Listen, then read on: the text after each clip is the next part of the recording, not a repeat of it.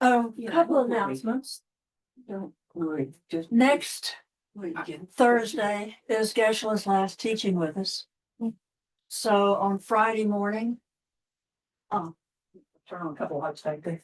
On Friday morning, next week, we'll have breakfast at 9 o'clock at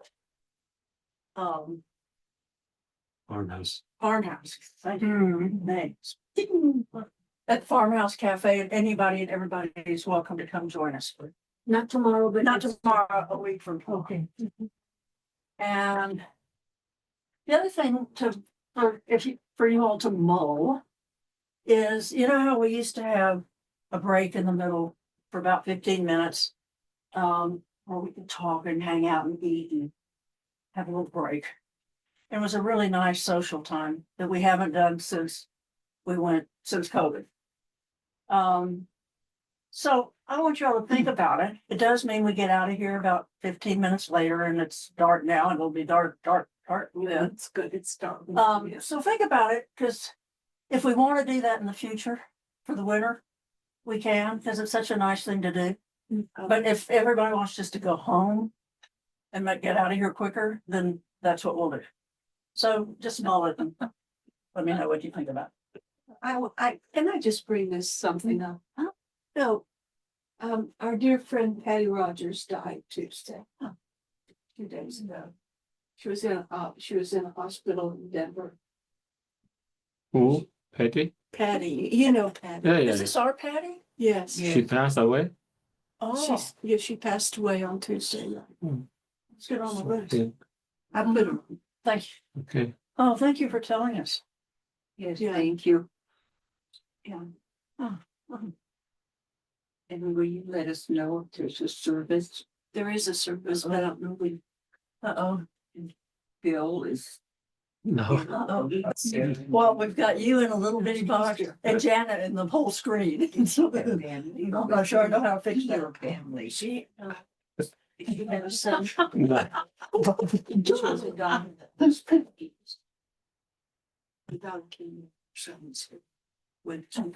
I missed him. You know, I don't know who else. She had a very serious rheumatoid arthritis. Excuse me, Ellen. What did she say we're gonna? Oh, yeah. No, but, you know, she'd had. Patty died. That's not what she died. Oh my God, God. that's broken neck. Oh my God. She fell. Did somebody put it on? Oh, But she died fast. the shock. Well, I knew she was very ill with something. Yeah. She hasn't been here in life. No, and Bill neither. He might start coming. Bill? Yes, Bill. Oh, Bill. Do you know what, are they gonna have any service for? They're at St. James, they will. I'll let you know. I don't know when it is. And if you could let them know so it can go out to the list. Yeah, The I group. can do that. Pardon me? I said, I have your phone number, so I can. Oh, yeah, she has my number. And spotlight for everyone. Oh, And I lost you. this is a request book A request. for people who are ill, or who have obstacles, or who have passed away. No, Oh, she wasn't paralyzed, but she couldn't move. Well, she hasn't moved much for a long time. I know, because of her arthritis. No, yes. Hardly do anything. Yeah, there's dress rehearsal tonight for choir. The people who are. And so somebody. I left my phone in the car so it wouldn't ring, so I can't call him. It still doesn't. Christie, he reads them people in the news. Oh, yes. Yes, yes, I saw you quickly. I saw you at the temple, and every time I've been to the temple, it's been deserted. Is that quite on the weekend. I think somebody's there. Is it quiet on the weekends even? I don't know. I'm Well, it's not all there. able to be there on the weekends. Yeah. Yeah. I don't go there that much, but I did over the summer. Well, I love the garden. I love to be there. And I love the chai too. Very sweet.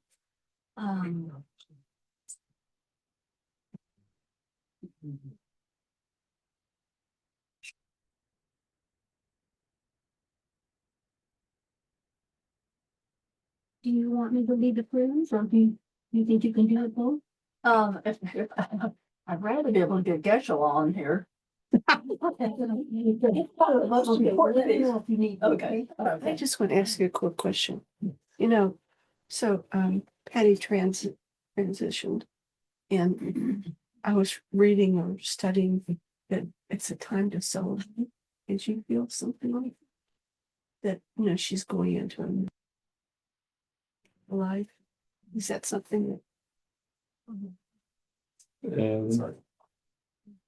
Yeah, we can, in your Is mind, yeah. Jenna okay? But I don't know, Jenna. I mean, Oh, I'm not that. sorry, I mean, thought you I'm were very John. sad, but I'm Nope, just I'm not. You saying. can't see in yeah, the you dark. can, Sorry. sometimes we can I hope Jenna's okay. enjoy in the sense that she's free from suffering and she has a new healthy body, new life. I honestly don't know what Yeah. to I do. thought it was a strange thing to say, but I just want to ask you about it. Louis? Let me see if AI can help. Yeah, technical. Course, what? It's a touchscreen. It's a touchscreen. Where's John? Did I? He's here. No, he left. He had to go for something. Oh, he's not. Is he coming back? No, Probably.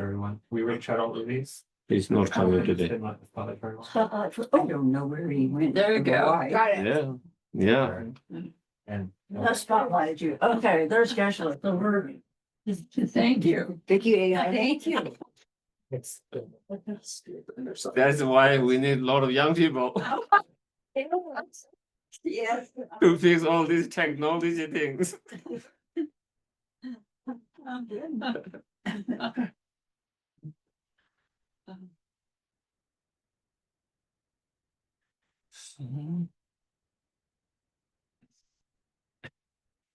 So good evening, everyone.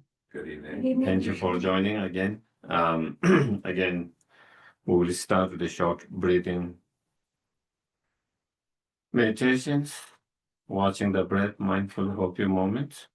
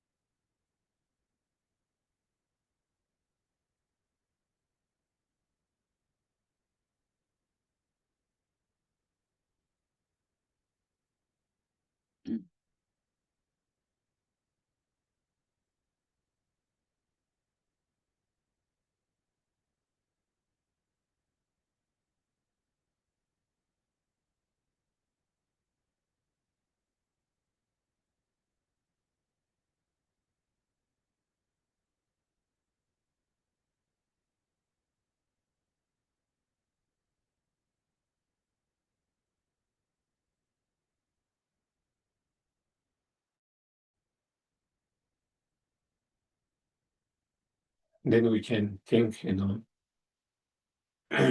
the way to make our life most meaningful is to be able to help and benefit other sentient beings.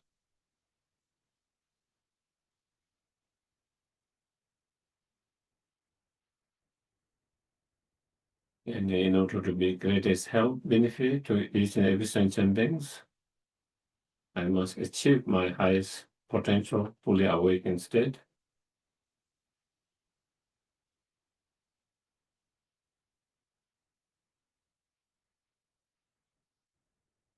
By engaging in the Bodhisattva's path,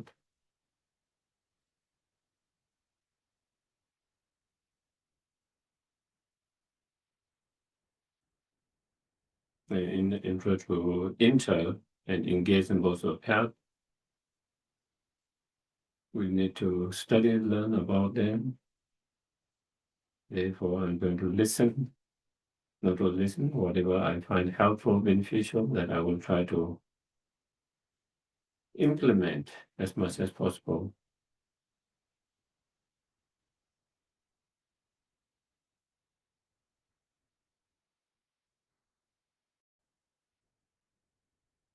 Function to the prayers.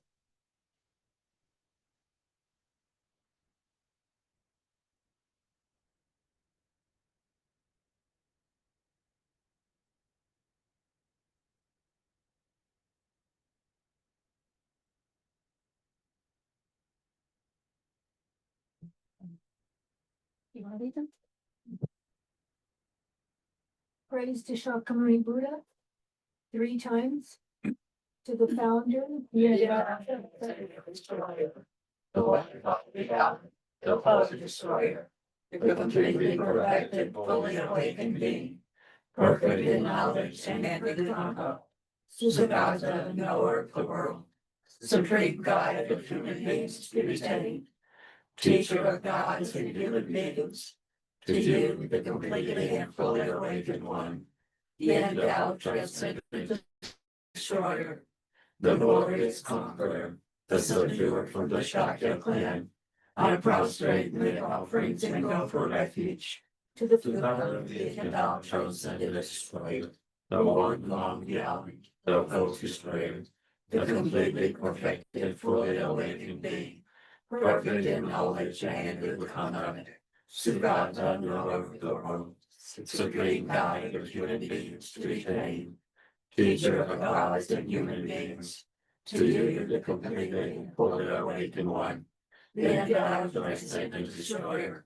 the glorious conqueror, the subduer from the Shakya clan, I prostrate and offerings and go for refuge. to the I founder, love the endowed transcendent destroyer, the one God beyond, the full destroyer, the completely perfected, fully awakened being, perfect in knowledge and good conduct, Sugata, knower of the world, supreme guide of human beings to be tamed, teacher of gods and human beings, to you the completely and fully awakened one, the endowed transcendent destroyer, the glorious conqueror, the subduer from the Shakya clan, I prostrate many offerings and go for refuge. Fort Mandala, English, this ground, Anointed with perfumes, with flowers, adorned without merit, or confidence, the sunlight of divinity. I And the business of the video of God, may may all the big names enjoy his experiment.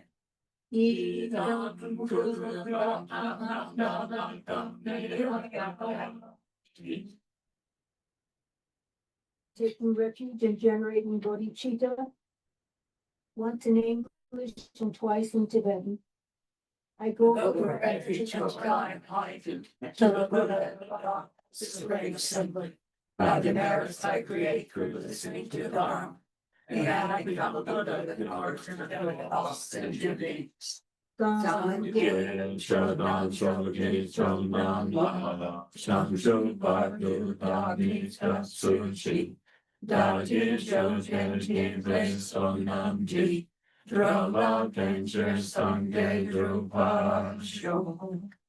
So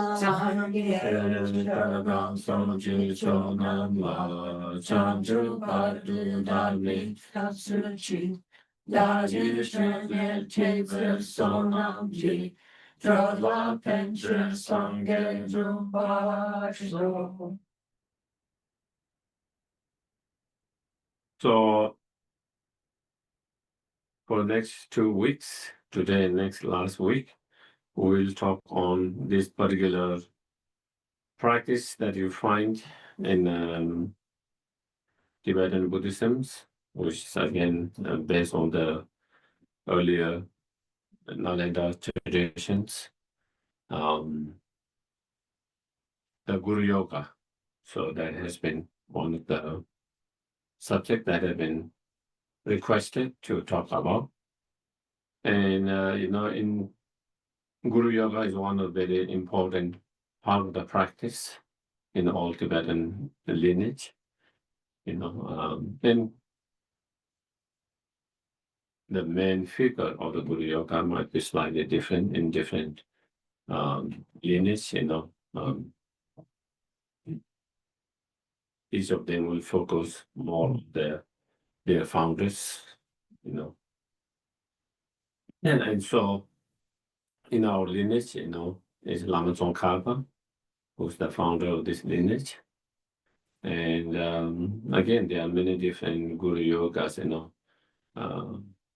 Grintara Guru Yoga, Siddhamani Guru Yoga, Avalokiteshvara Guru Yoga. So there's Guru Yoga, Kalachara Guru Yoga with many different deities.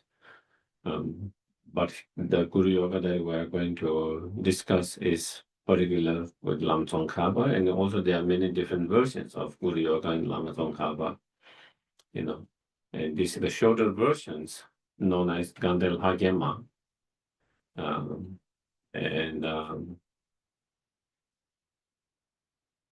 And it is said, that this Guru Yoga was actually requested by Lama Tsongkhapa's disciples, one of the main disciples, Kedru Rinpoche, and Lama Tsongkhapa to get that practice. And at the very beginning, it is said it was passed through the oral transmission. It wasn't written, and it was only written later. Someone decided that we should write it before we get lost. So that is, and so that is that we're going to be talking about or discussing. Yes.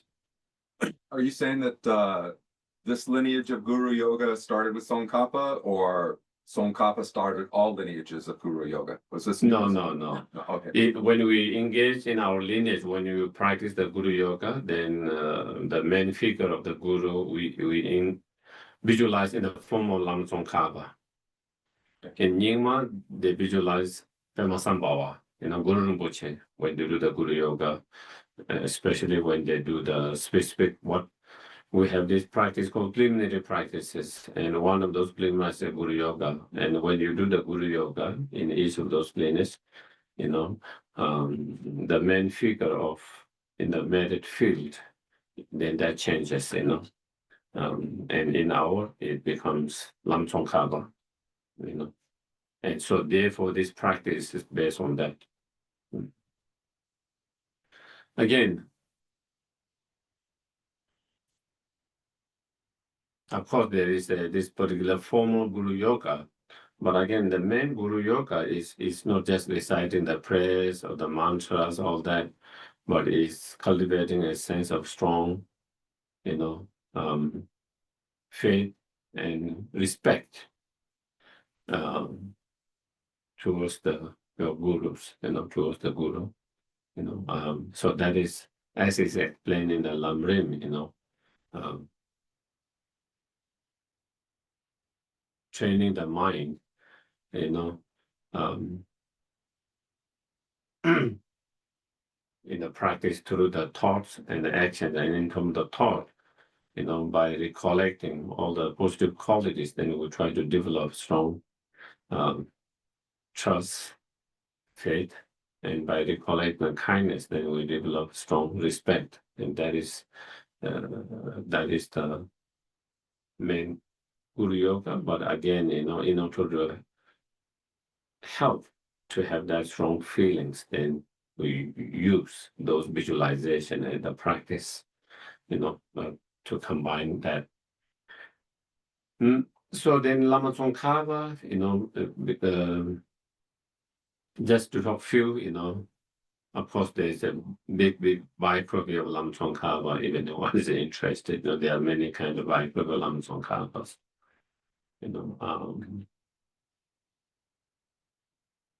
But generally, Lama Tsongkhapa,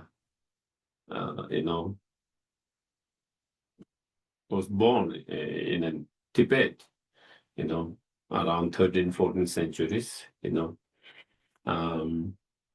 Lama Tsongkhapa was very well known for his writings and scholarly, everyone know that he's a great scholar. If you study his writings, especially there are certain writings that very unique, both in Sutra and Tantra, where some of the clarification that he made in certain topic, difficult topic, in a subtleties and difficult topic, no other teachers had done in the past in Tibet. Like is mentioned before Lama Tsongkhapa came, a lot of even the great scholars, master, didn't understand the difference between the two Madhyamika, Prasangika, Swatantrika. They thought they were same because the difference was so subtle. The difference was not so obvious because the difference was so subtle that they thought the view was same.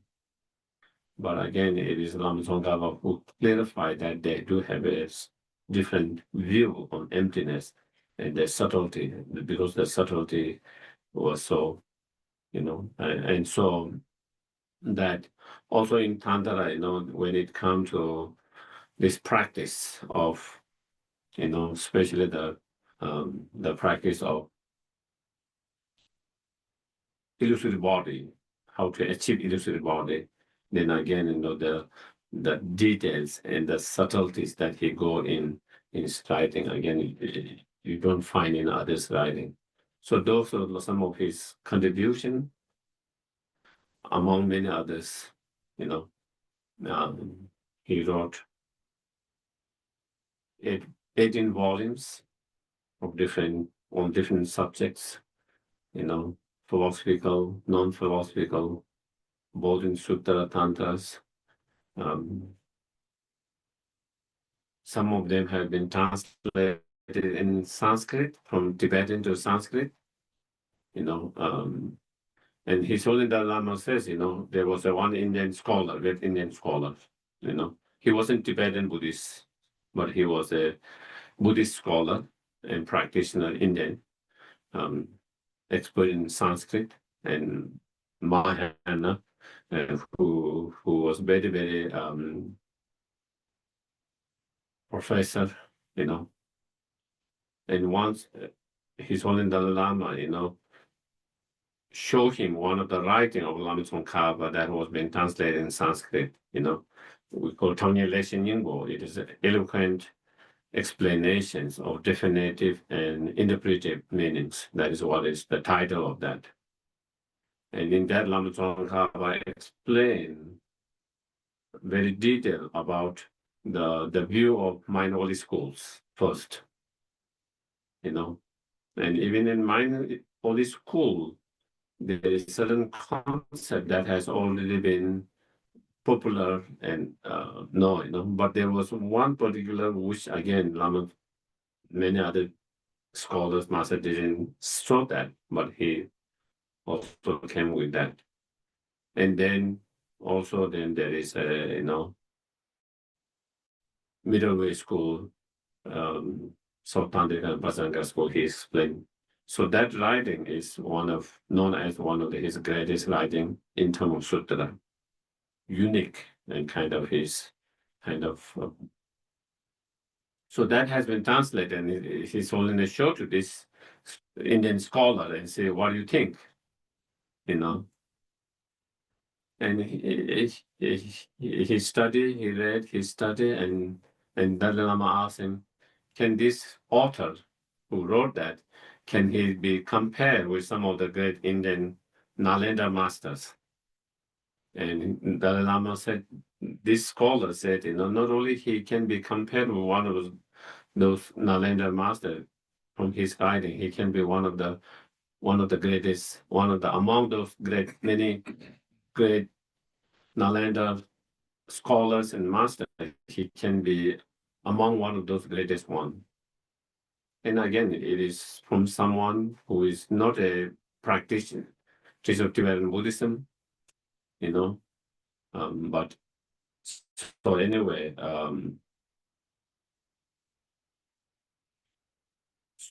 so Lama Tsongkhapa's qualities of his scholarly writing is very well known, commonly well known everywhere. But what people doesn't understand is how great Mahasiddhi he is, great practitioners, highly realized beings. That is not commonly well known unless you read his secret biography. Because in that his secret biography, then all the descriptions of different spiritual experiences that he had, in different stages of his life. When he did engage in certain retreats, certain meditations, then, how he had those realizations, how he had those different visions of those different deities and all of that, all those described in the secret biography, and if you read that, then he's spiritually very accomplished, not just a scholarly, that he's more known for commonly, and he's known for that because of his writings. But what a lot of people doesn't realize is that he was great realized beings, highly very realized enlightened beings, and because it is not something that normally, unless you read his secret biography, it is not shared commonly, So anyway, so that is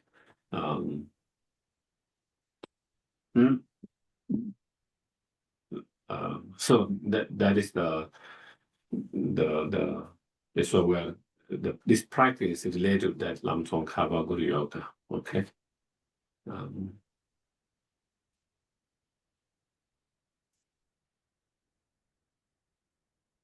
And of course, in terms of his contributions, some of the greatest learning institutions that you find in Tibet always started by him and his disciples. Before, there was some biggest kind of, you can say, learning institutions. They had a lot of monasteries and monks in the past, even before Lama Tsongkhapa came, since Buddhism came, after Buddhism came in Tibet around 7th centuries. But there was not a lot of learning institutions. Many of those monasteries were doing rituals, learning the rituals and performing the rituals. Not really studying depth in terms of the Buddhist philosophies, But Lama Tsongkhapa was one of the main instruments in that, He started the Ganden monasteries, and one of his disciples, direct disciples, started the Sherab monasteries. Another disciple started the Devung monasteries. Another disciples, which is the first Dalai Lama, Ganden started the Tashilumbu. And then one of his, again, disciple, lineage Sherab Sungye, he established the Tandil College. So all of this are not just a monastery, they are really a learning institutions. Not only learning institution, they learn very extensively, rigorously for more than 20 years on those subjects, And the way they study is through debate, a very unique way of studying again. Again, that comes from Nalanda traditions. Even before Lama Tsongkhapa, there was a little bit of that tradition within the Sakya, Sakya. But when Lama Tsongkhapa came, it became much more stronger, And so, like in those monasteries, when you study, the method of the way studies is through debate, debating in class, debating with your teachers. That is all. Cautioning and debating is always encouraged. And not only is encouraged, that is the form how you studies, The teacher explained, this is the meaning of these statements. And so then you challenge. If you have different reasoning and logic too, then you are encouraged to challenge. Even with your teachers. And then also in the class, everyone comes and someone said, this is what I think it is. But if I cannot just say this is what I have to prove with reason and logic, this is the right understanding. If someone can prove me wrong with more different reason and logic, I have to let it go. I cannot hold on that because my teacher said, or because I believe it, or because it was written in these sutras, whether it's written in sutra, whether it's written by the early great Indian masters, whether it was written by the great Indian Tibetan master, or even by your direct teachers. If it cannot withstand reason and logic, then, so reason and logic is the most important. Become that. And Lama Tsongkhapa also emphasized very much on that, So that is how it is not only studied, that is how it is studied. And that kind of traditions very strongly, in Tibet before, they used to have, those are only some of the monasteries. Now then there are so many other big monastery learning institutions, each monastery 10,000, 7,000, 5,000 of students studying regularly. So they are not just kind of studying rituals and performing rituals, but actually really studying the very core philosophy and the essence of the Buddhism, what Buddhism is about. And not only studying that, studying with that with a reason and a logic. So in a way, it's more like kind of scientific, that you cannot just say because my teacher said it. You have to prove what your teacher says can withstand the reason and logics, And so that is the just to give some idea about the contributions of Lama Tsongkhapa, how much he had contributed, especially towards the Dharma, especially to Tibetan Lama, and especially all the Dalai Lamas. All the Dalai Lamas have been following Lama Tsongkhapa. From the very first disciple, the first Dalai Lama, Ganden Lha, was the direct disciple of Lama Tsongkhapa. And he was the one who started the Tashilimbo monastery. Another. So again, all the great Dalai Lama who again, all have those direct connections, in that connection with the Dalai with the Lama Tsongkhapa in that. So then going actually to the practice itself, you know, unfortunately, maybe we don't have the text, but it starts with, you know, preliminary practice like any other practices, and it is the refuge and generating bodhicitta, like we just did. So again, every practice you do, whatever form of practice, you try to start with refuge and bodhicitta. And the refuge, because it's a Buddhist practice, bodhicitta, because it's a Mahayana Bodhisattva practice. Okay. So what make difference between Buddhist, non-Buddhist is a refuge. What makes difference between Mahayana and non-Mahayana is that bodhicitta mind. You know, if you have bodhicitta mind, then you become Mahayanas. If you don't have bodhicitta mind, no matter how much high realization, wisdom you have, and all other practice, then you become not Mahayana. So what differentiates whether you have bodhicitta or not? And so therefore, because it is part of the Mahayana practice, therefore the bodhicitta motivations. And so, of course, we recite the refuge and bodhicitta prayers. The prayers are only tools, vehicles, tools. The main is to feel it. You know, if we can feel the bodhicitta motivations and the refuge, whether you recite the words or not, it is not a big deal. You know. So why we recite? Because then we have something to reflect on, contemplate on. By relying that word, then you try to start it to contemplate on that meaning, and then try to really. That is why we start with refuge in bodhicitta mind. So in preliminary practice, there is a refuge in bodhicitta mind, and then there is a four immeasurable thought. You know, four immeasurable practice are, you know, the immeasurable equanimity, loving kindness, compassion, and joy. And there are different versions of that, shorter version, longer versions. And again, you can do either of them, you know.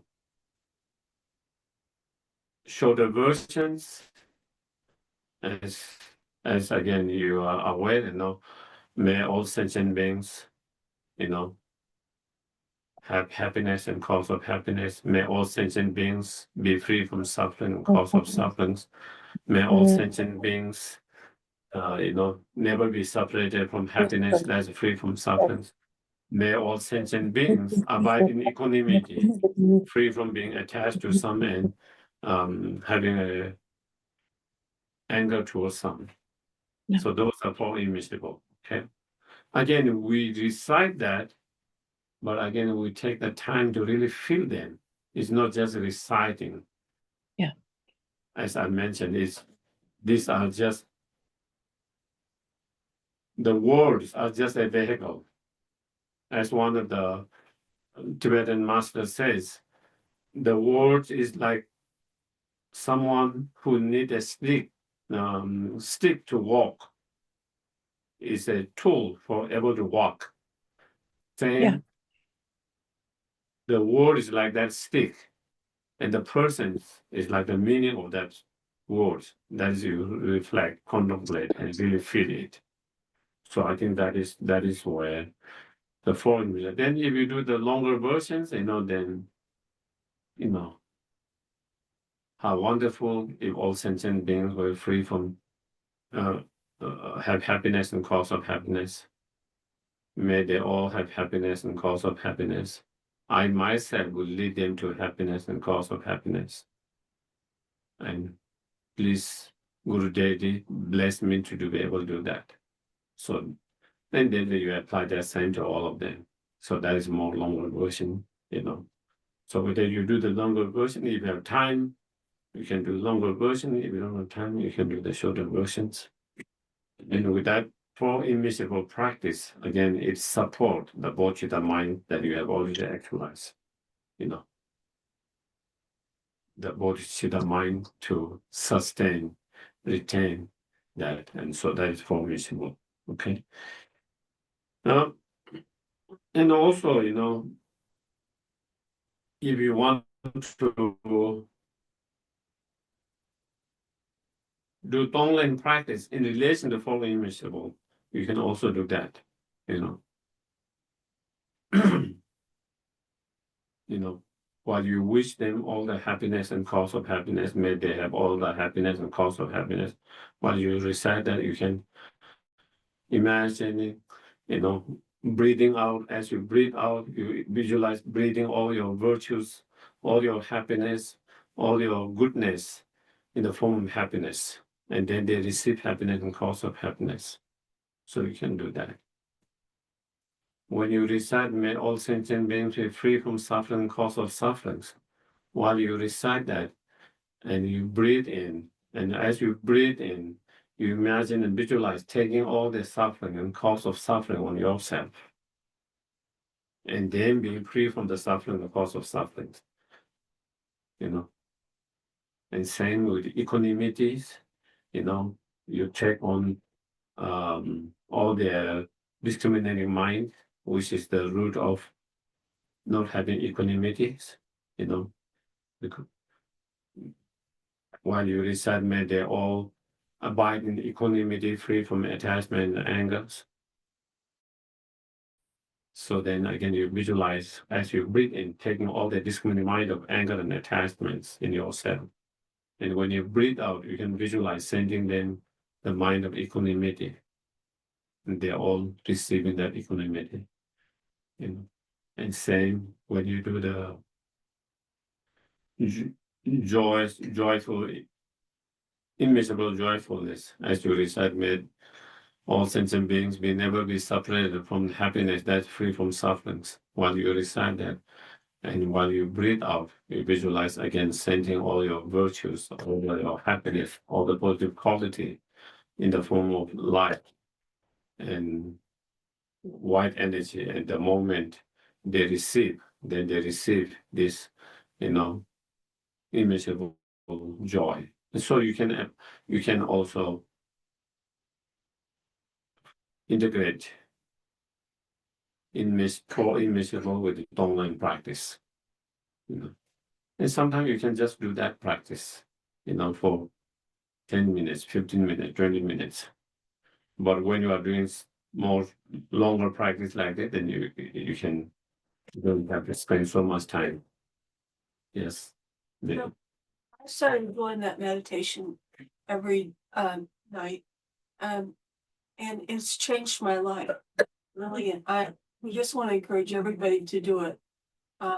And what you're saying right now is even better than what I do. But you know, it's so powerful. Thank you. Thank you. And next here, then there is in the practice itself, there's a generating a special bodhicitta. The special bodhicitta is, you know, the wish to achieve. So special bodhicitta even more stronger than normal bodhicitta because you don't want to see the suffering of sentient beings even for a moment. Even for a moment. The more it takes time to you to become an enlightenment, the more other sentient beings who are very reliant on you because you have strong karmic connection, they suffer more. The more quicker enlightenment you get, you are able to help them more quickly and to free them from sufferings. On the basis of that understanding and stronger compassion, bodhicitta, then you develop a strong wish to achieve enlightenment better quickly and quickly, you know. And so that is the special bodhicitta, you know, the wish to achieve bodhicitta, not only achieve bodhicitta, but to be able to achieve very quickly and quickly, if possible in one lifetime, if possible in 3 years, like that.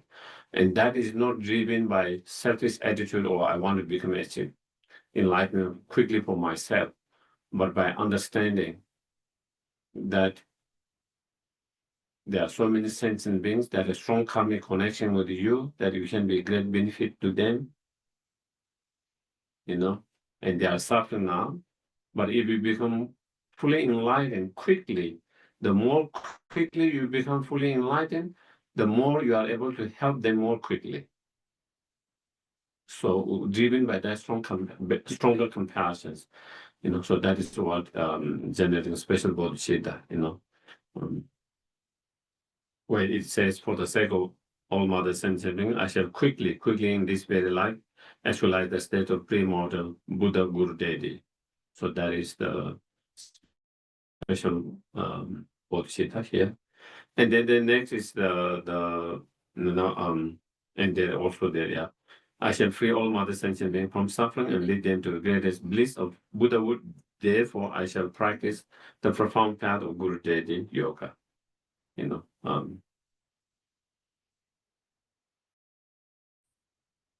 then next, here is the purifying the place. And what it means is, again, because we are going to invoke the Guru, Lama Tsongkhapa and his two sons and all the other Buddhas in that form. So in order to invoke or invite, when you invite your guests, special guests, you would like to clean up your house, isn't it? You don't want to keep all the mess.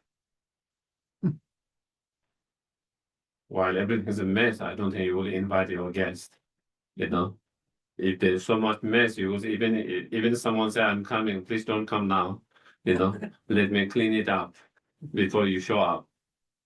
So in the same way, when we're invoking such a enlightened beings, then of course we need to, so that purifying the place is like that, so then you visualize the whole place clean and pure, like a pure land. So in that, the word is everywhere may the ground be pure, free of pebbles and so forth, as level as the palm of hand, very smooth, everywhere very smooth. In the nature of superior and soft, so you visualize whole space being very soft and beautiful, very nice, clean, just like as is described in those Pure Land teachings, what the Pure Land look like. Just like the way it's described, you try to imagine and visualize like that. And so these are part of the preliminary practices, Then the actual practice start from the invocations, and this is the actual practice. When it says from the heart of the Savior, 100 deity of Tushitas, so this is referred to the Maitreya Buddha. So Maitreya Buddha is known to be in Tushita, okay? And in the futures, when the time comes, then he will appear in this world, But at the moment, he's helping, benefiting in the realm of the Tushita, And so when it's from the heart of Savior or the protector of the 100 deity of Tushita, Tushita is specific pure land. Again, there are many pure land. In the concept of pure land, there is not just one pure land, there are many. We like many. Not joking, but there are many. Each Buddha has their own pure land. Some pure lands are more well known. Some pure are less well known. Because some people are feel more connected to particular pure land, particular deity. So those practices become more popular in certain places, and especially maybe one of the great masters of that particular places, countries.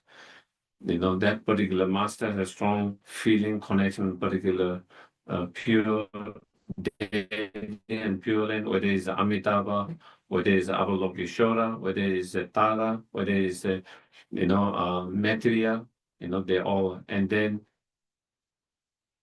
it became more popular in that places. Then all their disciples started to practice that because that is what their teachers practice. And because of that, then there are many other great disciples also they continue to live that. And that's how it becomes certain practice become more popular and certain practice become less popular in that way too, So anyway, there are many pure land. And when we achieve our Buddhahood, we also have our own pure land, just like you have your house. We all have our own house, whether it's you own it, you rent it, but you have a place to stay. And similarly, when Buddha achieved enlightenment, there's this pure land where they can help and benefit sentient beings, specifically who have a strong karmic connection and who are born in that kind of pure land. And of course, they also benefit outside of that too. So here is the material pure land, okay? And that is the Tushita. So here we involve Lama Tsongkhapa and his two sons from the heart of material from the Tushita. Okay, so that's, I think, do we have? I think we don't have. Okay. And so that's it. On the peak of cloud, resembling plums of extremely white fresh coat, King of the Dharma, omniscient Losantapa, please come here together with your sons, your spiritual sons, the two spiritual sons, Ketu Rinpoche and Gyasa Rinpoche. Normally you see two. They both were also great Sakya masters before they met Lama Tsongkhapa. Both Ketu Rinpoche and Gyasa Rinpoche were already great, well-known and teachers and masters with many disciples, but they were from Sakya. Then later they met Lama Tsongkhapa, and they were very inspired by him, touched by him, and they started following him. I think it was Ketu Rinpoche when he was in different place, and again he has his own many disciples and teachings, and very well known. He heard about the fame of Lama Tsongkhapa. He haven't met him, but he heard, because Lama Tsongkhapa was more in Lhasa and he was more on the other side. So he wanted to, he had some interest to see and meet him and see, know him, because he was so famous and he was not sure whether he was as great as it is seems to say, so he had his own doubt, caution about also spiritual from the from the philosophy and some others. So he went and he wanted to ask those questions, and he asked, and Lama Tsongkhapa clarified all his doubt, all his questions, and he was very impressed. And since then he started to follow him, and so they become the two main disciples among many disciples, So the two sons are that, the sons here is the two sons, the two spiritual sons. So in the Thanga picture, you see Lama Tsongkhapa, and the two sides you see two other monks. Gyasa Rinpoche is presented a little bit older with a gray hair and more subdued.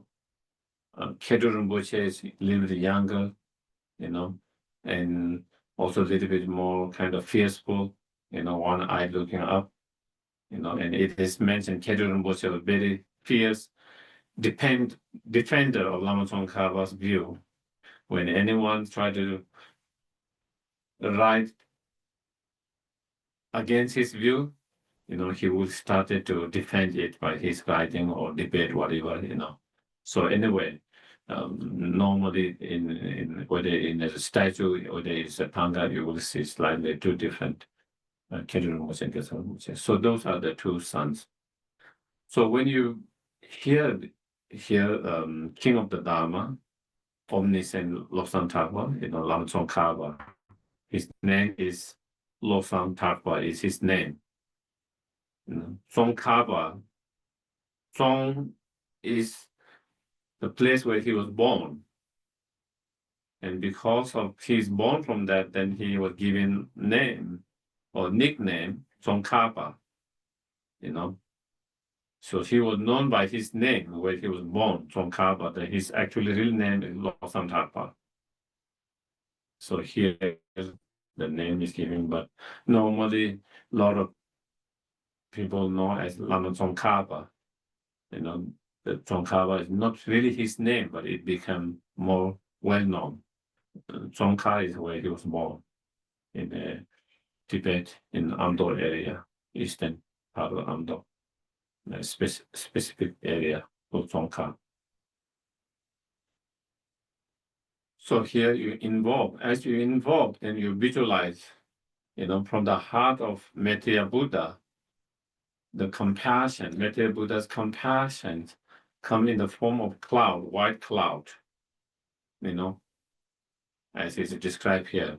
And in the middle of those white clouds, then Lama Tsongkhapa and two sons, on the throne and on top of the throne and on the lotus sun and moon disk on top of that. Then you invoke them, you visualize like from here, Lama Metteyya's heart, all this coming and arise on this yellow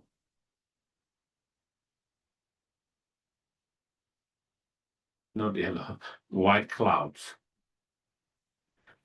White clouds, but these clouds symbolize the Metteyya Buddha's compassions. Out of that compassions, in the form of the white cloud, and from that within that white cloud, inside that white cloud, then the Lama Tsongkhapa and two disciples are involved, and then you visualize in front of you, and think that they are there in front of you. So that is the invocations. And next, start the, yes, please. In the various lineages, why do we invoke these different gurus instead of just invoking the original Buddha? I think because we have a more stronger connection karmically, and that is why, and that is why it makes difference. It is said, sometimes how much you can help benefit others is how much strong karmic connection you have. Sometimes a bodhisattva might be able to help one individual more than Buddha can, because that individual has very strong connection with that bodhisattva, and maybe they didn't have strong connection with the Buddha. There is a story of in Prajnaparamita Sutras, the bodhisattvas chepak and bodhisattvas always crying, and these bodhisattvas always crying, he's also already a little bit highly realized being, and he hasn't achieved the Arya, but and so he had, through his concentration certain practice, he had able to receive teaching from the Buddha, but he had a very strong karmic connection with this bodhisattva chepak. And the moment he heard about this bodhisattva chepak, while he was receiving the teaching from the Buddhas, then he was encouraged to go and study with this bodhisattva chepak. The moment he heard that chepak, because of his something happened to him. Tears started to pour. Something kind of, is like something arises, very strong feeling, emotions. And then he go in the search of that, and then there's a very long story of that. And finally, he's able to see him and study with him, and then he made a huge progress. And that is why, because he had very strong karmic connections, that bodhisattva is able to benefit him even more than the Buddhas. Also, there is a story also similar with Milarepa, Milarepa, at the beginning of his life, 50 through his black magic, he killed, to take a revenge, for how his mother and sister were treated so badly by his uncle after his father passed away. So much hurt and angry and upset. Then the mother encouraged him to learn black magic and take revenge. He did that, and then through that black magic, he destroyed, killed, and hurt and harmed so much others. But later he regretted all of that, and he turned his mind towards the Dharma. And so then he was in search of the Dharma, and he went. And at that time, one of the most popular and well-known teachers and enlightened and practiced Dzogchen master. There was one great Dzogchen master, most well-known Dzogchen master at that time. So he went to that master, and he asked, is there any technique, meditation practice that you can achieve enlightenment very quickly? Which we all want, isn't it? As quick as possible. And he was also looking that easy, quick.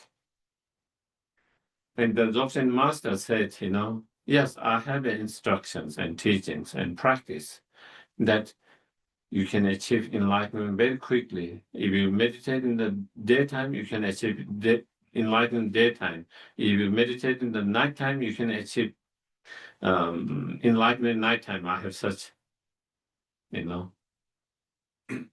And then he said, well, great, great, I found that what I wanted, quick and easy, that I can find enlightenment. And then he became kind of lazy because you can achieve enlightenment anytime, That's how he felt like, if I want to achieve enlightenment, I can just achieve in one night time, one day time. So he feel like he had a lot of time. So he was not in a kind of urgency, and the teacher saw that, and teacher said, even though I have that instruction, you are not ready for that. Even though I have that kind of teaching instruction, but you are not suitable, you are not ready for that. You should go to the Marpa. You have a strong karmic connection with that. That is what that teacher actually showed him. You have a very strong karmic connection because he saw that. You have a very strong connection with this teacher, this great translator teachers, Marpa. And the moment he heard about that, again, he had some very special experiences. And then that is when he went in the search of Marpa and met the Marpa and he studied with Marpa. That's bliss. Yeah. So in that circumstance, Milarepa would be practicing guru yoga with Marpa as his guru. Mm-hmm. But you've also mentioned that you can practice guru yoga with Green Tara, who is not a physical person. Mm-hmm. Padmasambhava, who is, Tsongkhapa, who is, Avalokiteshvara, who is not.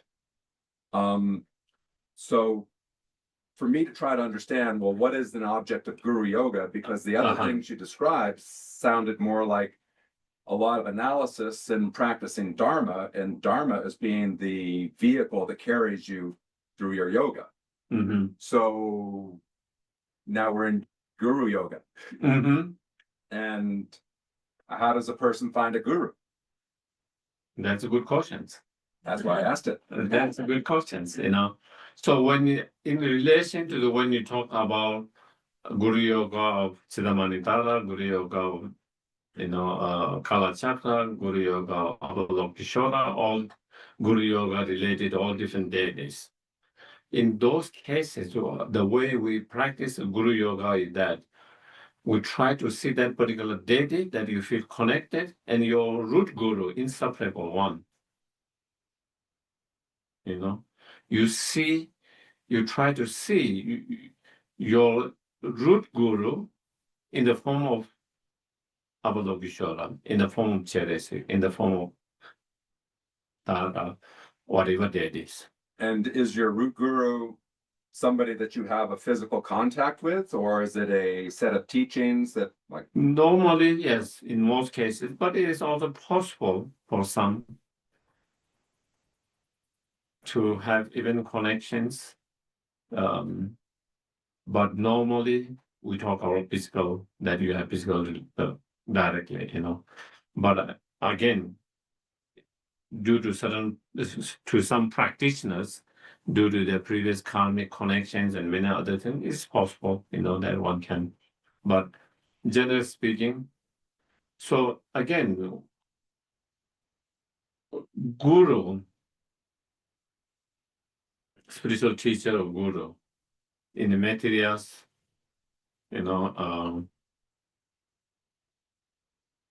ornament of realizations. Yeah, clear realization. He explained about, I think it's chapter 4, if I'm correct. Even though I'm not 100% sure which particular chapter, but I feel it is chapter 4.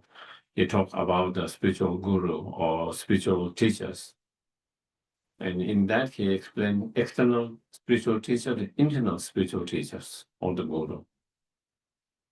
Internal guru is all your own wisdom and the bodhicitta mind, your own dharma realizations. That's the internal guru. The external guru is from someone you study, you learn, and then by studying and learning and through their guidance, and that you develop that inner guru. So he explained two gurus, external and internal guru. If we only have those internal guru, maybe external guru is not so important. You can rely on your internal guru. But in order to develop that internal guru, that we rely on external guru to guide us, to show us how to develop that internal guru.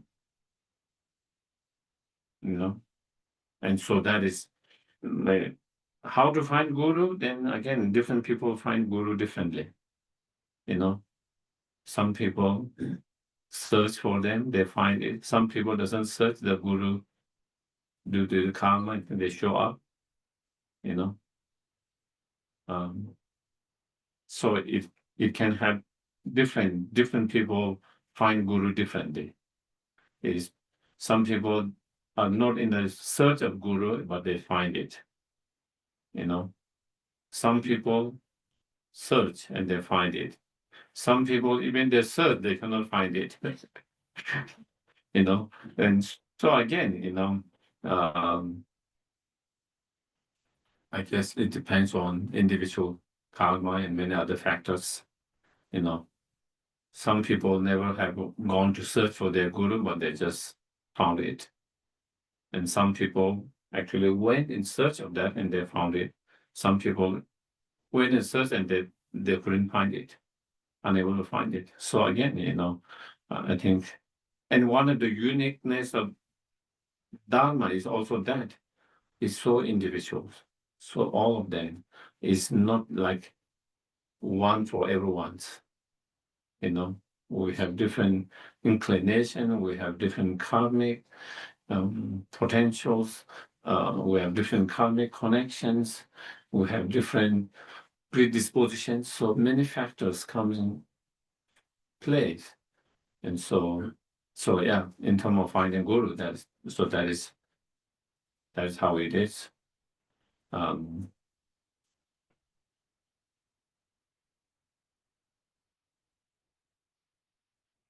So we were talking about invoking. That's why because why we invoke. Why not invoke the Buddha Shakyamuni? So again, in the concept of this guru, when we practice, we try to see your guru is not different from the Buddha Shakyamuni. They are one inseparable. Buddha Shakyamuni in the form of guru in the form of Buddha Shakyamuni. That's how we train. When we visualize Buddha Shakyamuni, we think, is my guru in that form? When we look at our guru, then we think, is Buddha Shakyamuni in the form of this my guru? It's a different different aspect, different form, but we try to see them in essence, they are the same beings. And that is another, that is especially in the practice of Tantra, in Vajrayana practice, that is more in that, so that we try to, so when we invoke the Guru, it's not that we are not invoking the Buddha Shakyamuni, we are invoking Buddha Shakyamuni himself as well. And sometimes we invoke them in the form of Buddha Shakyamuni, like in the refuge.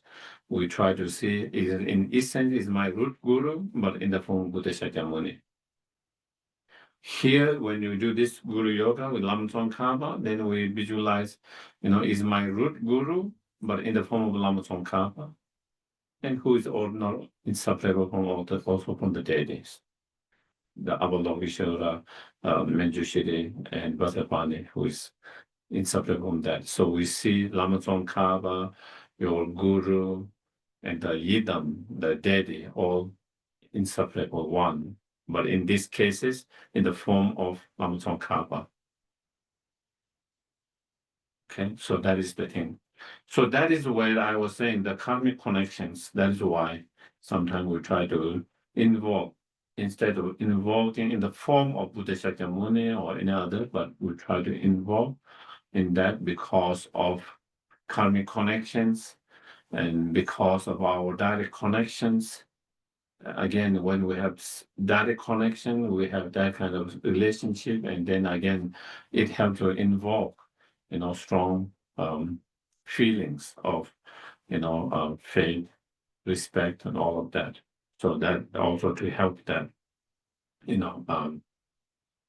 instead of visualizing someone who have never seen it, which we have heard it, but instead someone that you have experienced, you have seen, received teachings that from whom you have that, so again, so that can be one of the reasons, yeah. And even that I can see, even I give the example of karmic connection in terms of this bodhisattva always crying in the Sherab, Miladeva, and Madhva in that, even the other teachers were more, well-known, or maybe even more awakened than Madhva, but because of his strong connection, that is, he really, Miladeva really, transformed by relying on the Madhva, And also even in our time, I've seen and I've heard, I've observed, I've seen, there's some teachers who are much more awakened, enlightened, and then some students will say, I don't understand that. I'm having a difficulty connecting with the teachings or with the persons. And then there is someone who is less enlightened and less even studies in that, but that person connect with that person's in terms of their studies, in terms of their teaching, in terms of their advice, in terms of so again, the karmic connection also play a big role, and I think that is one of the reasons why, again, yeah, okay.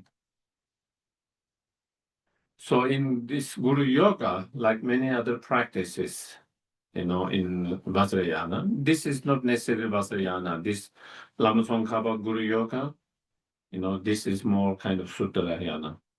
There is another Lama Tsongkhapa more extensive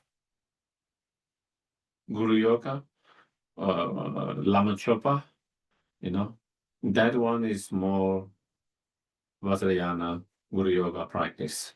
And this one is more Suttarayana Guru Yoga. And so again, many of the practice, then there is a, as we go through, there is a practice of seven limb. We call seven limb practice, And I think we might have gone through a little bit before,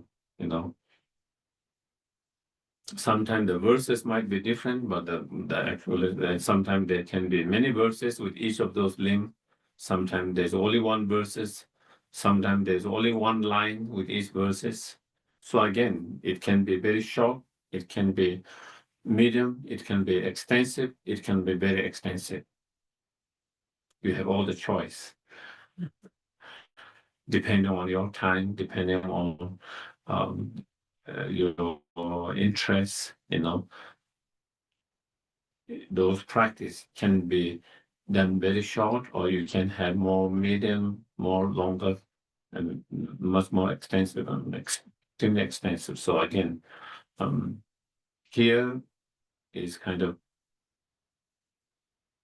short, one verses to each of 7 limb practices, and most shortest one is one line, not verses, but one line to each of them, like that which sometimes we do, I prostrate to all the Buddhas, I make offerings, I confess, so it's one line to each of them. The 7 limb practice of, prostrations, making offering, purifications, sometimes it's called confessions, but purifications, rejoicing, and requesting to turn the wheel of Dharma, and requesting to live until the samsara ends, and the dedication. Those are called as 7 limb practice. And again, you find these sources from Adisha's writing and the earliest masters, and also in Sutra, like the king of the prayer. The king of the prayer is actually from the sutras. From the sutra is a prayer dedication of the Samantabhadra in the front of the Buddhas. So it is king of prayer, it actually comes from the sutras. And king of prayer, at the very beginning of the king of the prayer, there is a very extensive 7 limb practice. So again, sometimes we might think 7 limb practice, it seems very Tibetan,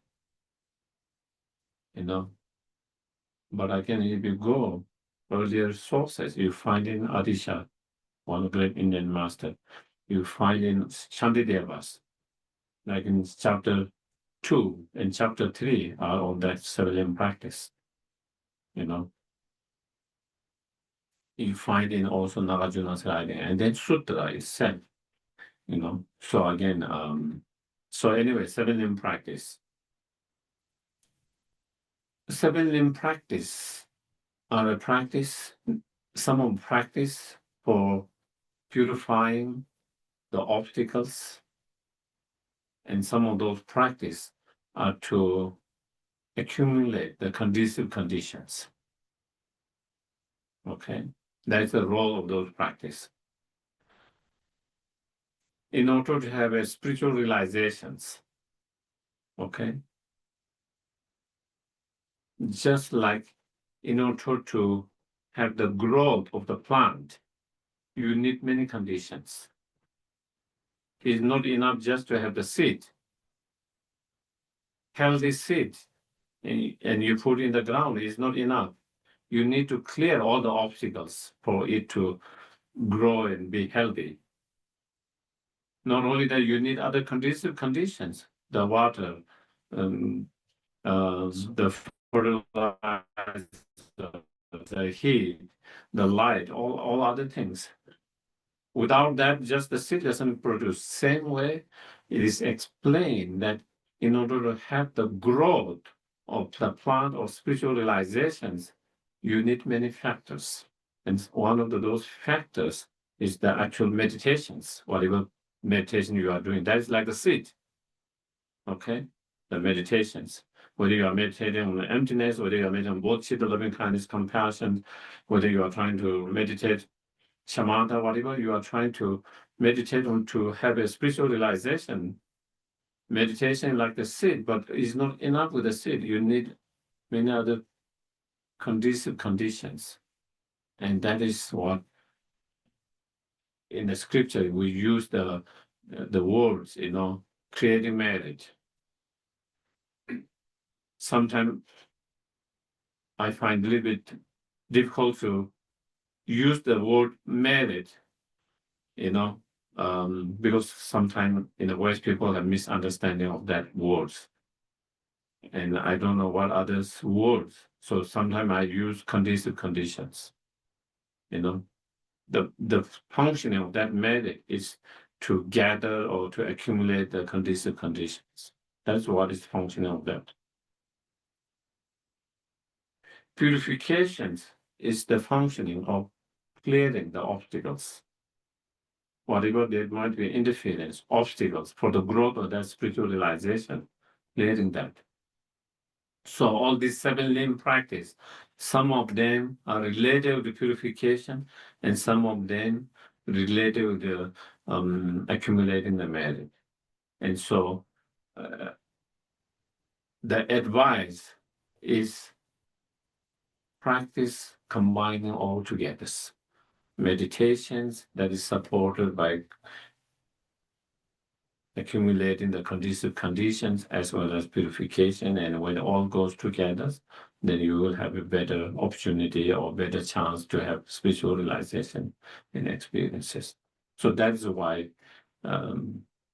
those 7 limb practice are emphasized, in all Tibetan lineage,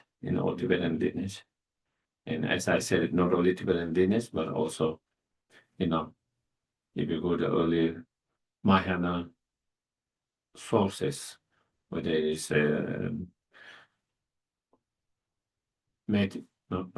Adishas in his Lamp to the Path, his writing Lamp to the Path, there's that practice. As I mentioned, Shantideva, Arjuna, and in sutras, so that's why I'm explaining a little bit that also one thing I wanted to mention, maybe as we go through, maybe we can mention. So we have to understand the functioning of those 7 limb practice. How does it help in terms of spiritual practice? How does it help and support in terms of spiritual practice? And the way it helps is some of them help to create the conducive condition, and some of them help to clear the obstacles. And even in the experience of many of the great Tibetan masters, it could be also same in Indian master, but because we have more access to the stories of Tibetan master in recent times, so that's why. And many of the Tibetan great masters, highly realized, many of them, their struggles, even they have been meditating for many, many years. They struggle to have the spiritual realization that they are trying to achieve, And when they continue to meditate by combining this 7 limb practice, purification and accumulation, and that is when they had that moment, the opening of spiritual realizations. There are so many stories, including Lama Tsongkhapa. Own stories is like that.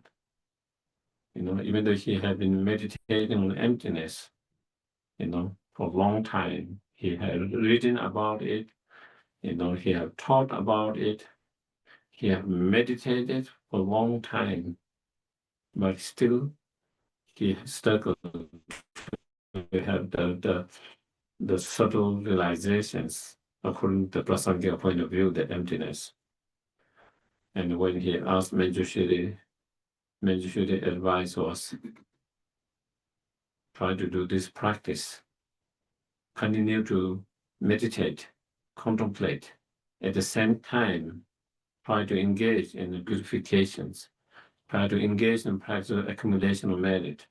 And that's what Lama Tsongkhapa did for more than 3 years, together with other 8 disciples. And that is when he had the spiritual realizations, the direct realization of emptiness according to the Prasangika. So again, that is in Lam, is even though he had been meditating, but still, he had difficulty having that realization. And once on the based on the advice from the Geshe, and when we apply, when he integrated all this practice, then that's what. So that is why. So I guess that is why when Lama Tsongkhapa gave this Guru Yoga to his disciple, when they asked him, that is why he included those all 7 limb practice part of that, But also, of course, even in other sadhanas, there's always 7 limb practice, all the sadhanas, So today maybe that's all, I guess.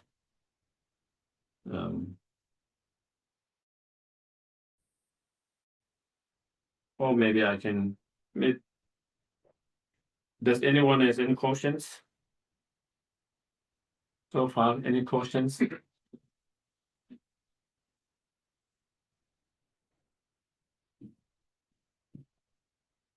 Yes. For someone who isn't finding a karmic connection with any gurus, but knows that there is a connection with the Buddha, would you recommend studying with a different school, like a Theravadins or a Mahayana school? Well, it depends, how you connect with whether you connect more with Theravada practice, whether you connect more to the Mahayana practice, Sutrayana, Mahayana, Sutrayana, or whether you connect with more Vajrayana, is up to individual how you connect more strongly, is that. But again, if you cannot find a guru, it doesn't mean that you cannot practice, When the karma ripen, you will find, you will encounter the gurus, just because you haven't found such guru, it doesn't mean you should stop practicing. It doesn't mean that you will not be able to make any progress, Of course, guru is very important, especially when it comes to certain much more higher realizations and certain practice. But at the very beginning of our life, in our spiritual path, we can still make progress on certain level, even without direct gurus, in certain levels, But I think in certain higher practice, then it becomes very important of the guru, But again, so yeah, that is my take on that. Yeah. And some people find guru in the first meeting of that teacher, they found that the guru, they connect. Some they have been studying for 10 years, 20 years, still they haven't been able to find gurus. And again, that's individual, very individual. And also sometimes it can be also we are trying to find the perfect guru, the perfect who doesn't make any mistake. And maybe that might be something, again, we are looking for something. Even there is a perfect one, we might not be able to see perfect. Buddha Shakyamuni himself, during his time, many of them didn't see him perfect. Devadatta always seen him with fault. Many others, even among some of his students, who follow Devadattas or influenced by the Devadattas, they started to see some fault in Buddha, criticize him, they left him, and all this, even in our time, some of the most enlightened being in our time, whether it's the Dalai Lama, whether it's the Thich Nhat Hanh, and all of them, not everyone see them perfect, Even among their disciples, not everyone is able to see them perfect. So if we are looking for someone that I'm traveling looking someone that I can see perfect with no fault, then maybe sometimes that might be the reason why we cannot find one of the reasons. Sometimes that could be the one, and in that cases, then we have to reduce our expectations. We have too high expectations, and that might be obstacles in some cases. Yes, please. My experience lately, or for quite a while, is that in order to experience the fullness of bodhicitta, Uh-huh. universal compassion, I have to see everyone, no matter how flawed, or apparently bad, or messed up, as a teacher, Mhm. as a guru. Mhm. You're teaching me something I need to see and learn. Mhm. And I'm blessed to have people like you in my life. But sometimes I get a teacher like you coming in my life, and it's a blessing. But I can't look at humanity with the bodhicitta mind and not see Buddha. Try to see Buddha revealing something to me Mhm. and everything. That is a wonderful way of looking at it, and yeah, great. Maria, yeah. Please share with us how you found your guru. How I found?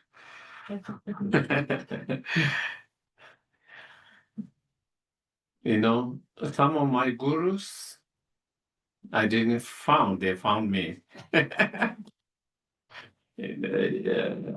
In a way, I was sent to the monasteries, and the guru, the teacher was there, and from whom I studied, they became my guru. And some in the later, I wanted to study, and there are so many teachers, and I was exploring, to whom would I could study. I did some research, to whom I feel more connected, and listening to their teachings, not only teachings, analyzing their behavior, their actions, how they what they do, how they do things, that and on the basis of that, and I feel in teachers that I feel confidence in them. I feel that if I study with them, if I take them as my teachers, my gurus, I will be in safe. I shouldn't worry, I will be in good hands, safe. And on the basis of that, then, I found them, so I have more than 20 gurus. Many of them have passed away, some still, not many left, but some left, yeah. Do you know what the particular technique the Buddha was practicing in meditation at the time that he became enlightened? And wouldn't it be more efficient just to practice that technique?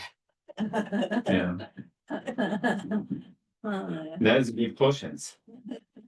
That's good questions. There's a two way of looking at that.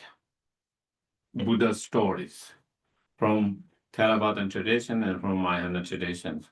From Mahayana tradition, Buddha was already Buddha before.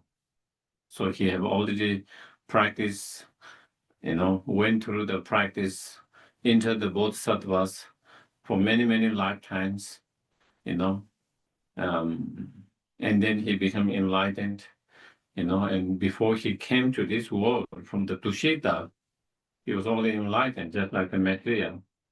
And then he came here to show us how we can achieve enlightenment as ordinary beings, how you can, as ordinary beings, how you can enter the path and how you can practice, and through that you can achieve enlightenment. So that is the understanding from the Mahayana point of view.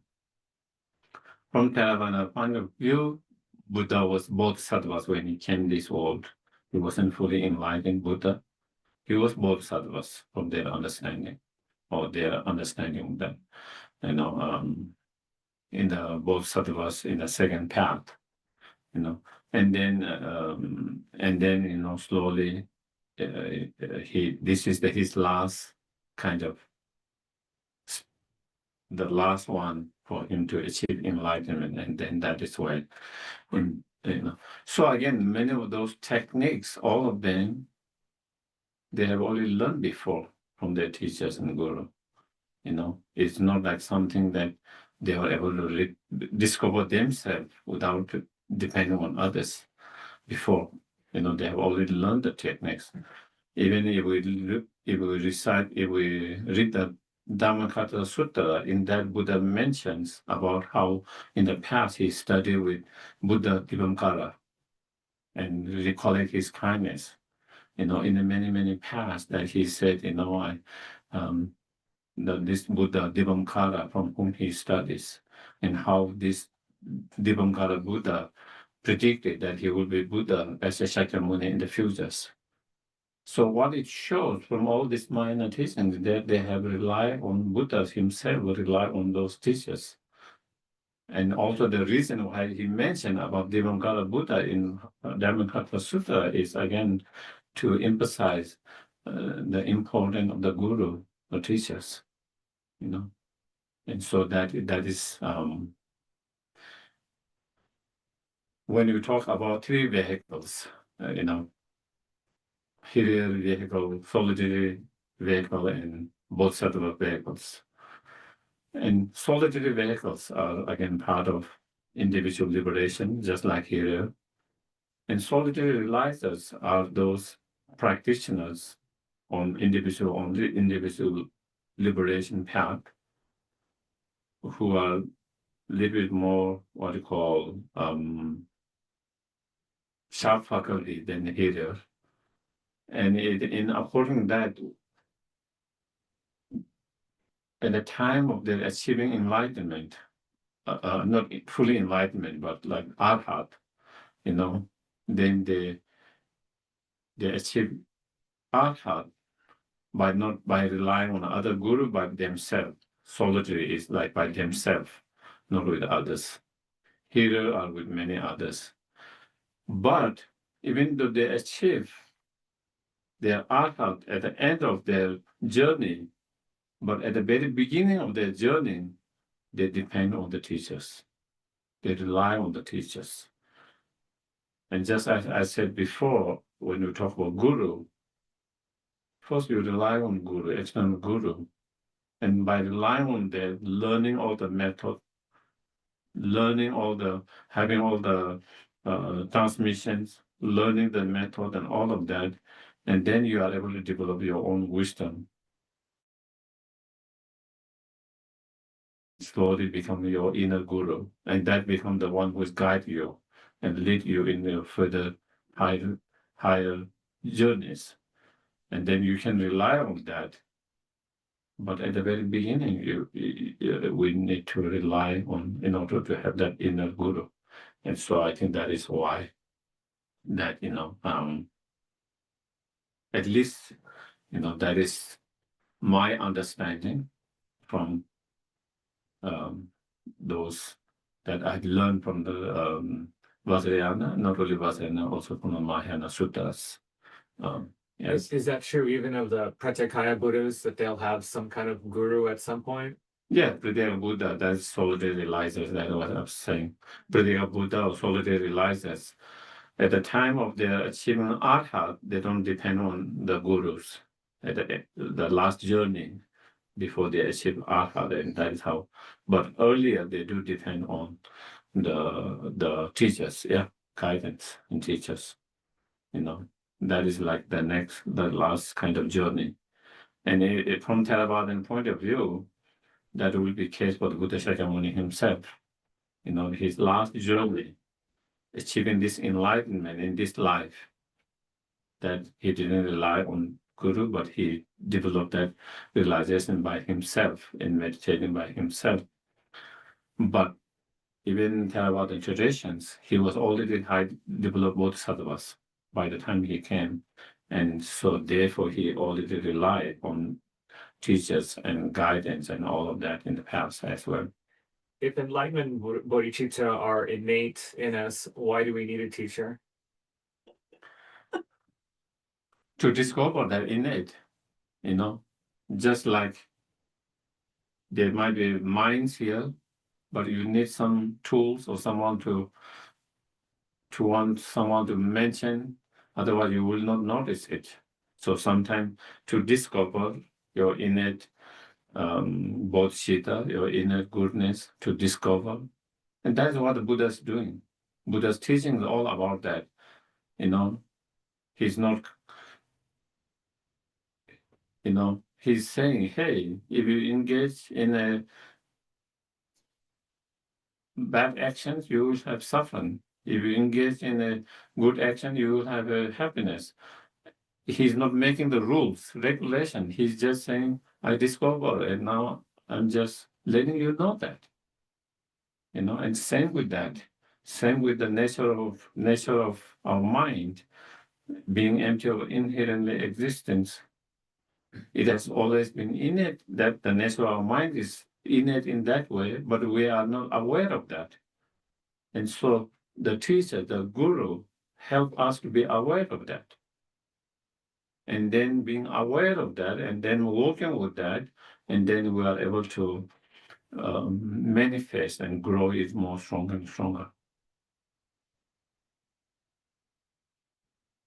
And the same, even in many other qualities, someone might have incredible talent, potentials, but they need a good mentor.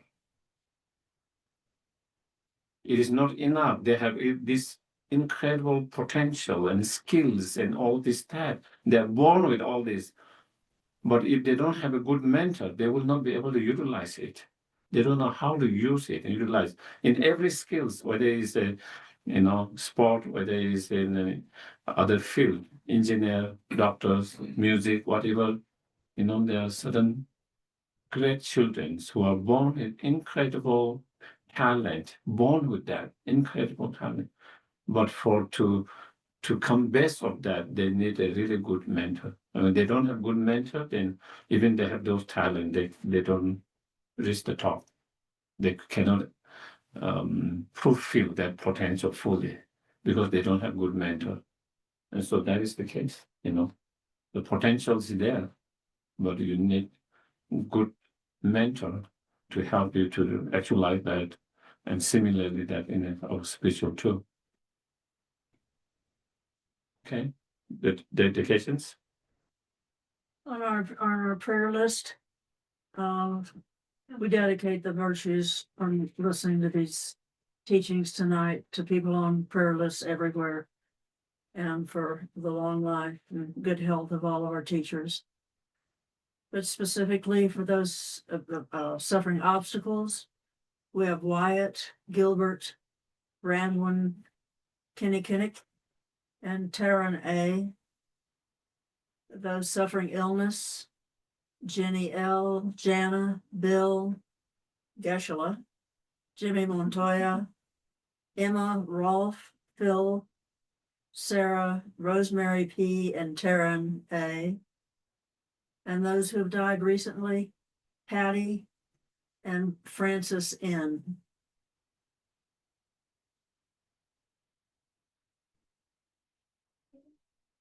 And maybe I might want to, recite some mantras for the Paddy's, for good rebirth transitions. Patty was a member of our group for a really long time, but she's been ill for a long time as well. I think she had, I guess ever since I met, I think she had some health issues, Yeah. up and down, and very strong, even with her such issues, health issues. She continued to make both Bill and Patty, they make so He much, was a very beautiful person. Yeah. they make so much effort to make, and when they are unable to make,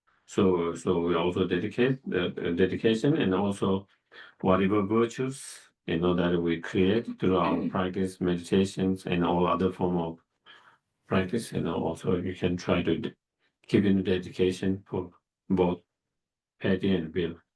Okay.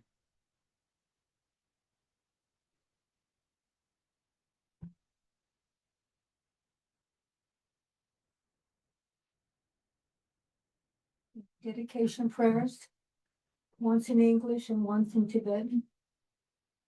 Due to the merits of the virtuous actions, and greatest contain the Savior, and lead all living beings without exception into a paradise state. May the supreme jewel of the Shita fill the others in our eyes and grow, and may that wisdom of others not diminish but increase more and more.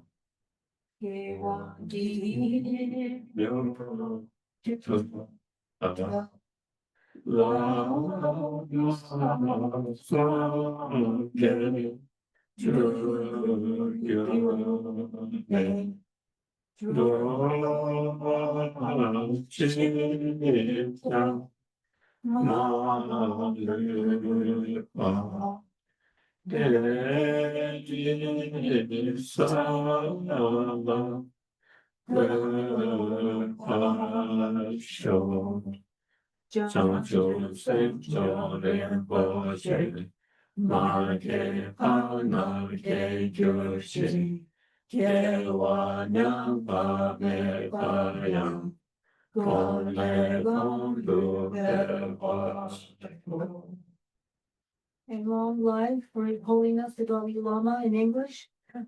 The wish granted, Which will healing jewels, rise in every single benefit and happiness in this world. To the honor of the kind diligence effort I beseech. May all the wishes be spontaneously fulfilled. and a prayer for the swift return of Lama Zopa Rinpoche. Peerless This teacher, teacher and assembly of the children of victorious one. Father, society of the victorious Lord, Son, Father, and Sons, along with the lineage masters, all of take for the refuge on the infinite lands. Please bestow the virtue and goodness of accomplished Jesus here and now. Holy and spreading harmony, gracious and complete healing, the explanation and practice. You are the God of patience and inevitability. Incomparable benevolent to you are many requests. Whilst I is so appointedly for the physical victorious one's teachings, the soul of to which all benefits to happiness in marriage. As for the living beings, you suddenly divine the difficulties, whatever we have lost. Nevertheless, through the receiving of blessings, devotions, or rituals, and the great ways of knowledge gave thou children of victorious ones, may the smile of the reincarnations quickly be in glory for the legitimate disciples. Thank you very much, everyone. Thank you. Good night. Thank you. Thank you. Thank you. Thank you. Good night. Thank you.